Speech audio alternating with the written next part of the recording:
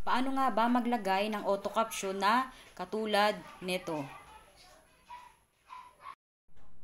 Okay guys, ito po yung step by step para makapaglagay po tayo ng caption sa ating pong mga video. Okay, punta lang po tayo sa ating pong Play Store, mag-download po tayo ng CapCut.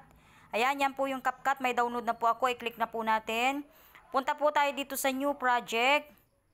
Kuha po tayo ng ating pong video sa ating pong gallery. Ito po, i-click po natin yan and then add lang po natin. Ayan, hinaan lang po natin yung volume. And then, kapag nandito na po tayo, ayan, i-click po natin itong text sa baba. And then, yung add text. Ayan, pwede po kayo mag-type. Paano?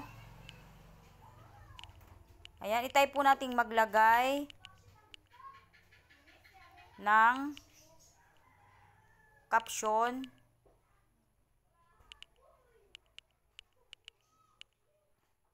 na katulad nito. Ayan guys, ganito lang po ang ating gagawin. Ayan, edit lang po natin, ibaba po natin. Yung font, makikita nyo po dyan sa baba. Pwede po kayo mamili dyan ng maraming font. Kayo na po ang bahala. And then, style.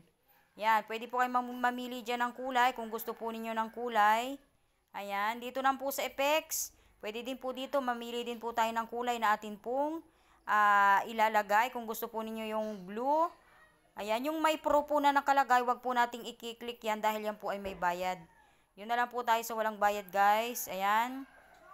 Okay, and then itong animation, pwede po ninyo itong gamitin para po yung inyo pong tawag dito words ay gumalaw. Ano po, ayan. Dito pong pro, wag din po natin gagamitin dahil yan po ay may bayad. Ayan, pwede po yan, pop up, flipping. Yan, pwede po yan. Kung gusto niyo po na medyo mahaba, gamitin niyo po itong nasa baba po na arrow para humaba po yung kanya pong pag-type po nung kanya pong mga. Ayan, play po natin. Ayan, ganyan lang po tali. Kung gusto po ninyong habaan pa, ayan, hanggang dulo. Kung gusto niyo naman pong i-adjust yung atin pong ano, ayan, and then i-play po natin. Paano nga ba maglagay ng caption na katulad nito? Ayan, nagdoble lang yung ating gawa. Click na. Ayan, ayan guys. Okay? Paano nga ba maglagay ng auto caption na yan, ganyan lang po kadali maglagay po ng caption sa ating pong mga video. And then, alisin natin itong watermark na nasa baba para hindi tayo ayan.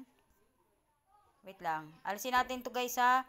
Ayan, then, i-click po natin itong arrow sa taas, ayan, yung pong i-save na po natin and then done. Ayan, yun lang po ang paggawa po ng ating caption. Okay?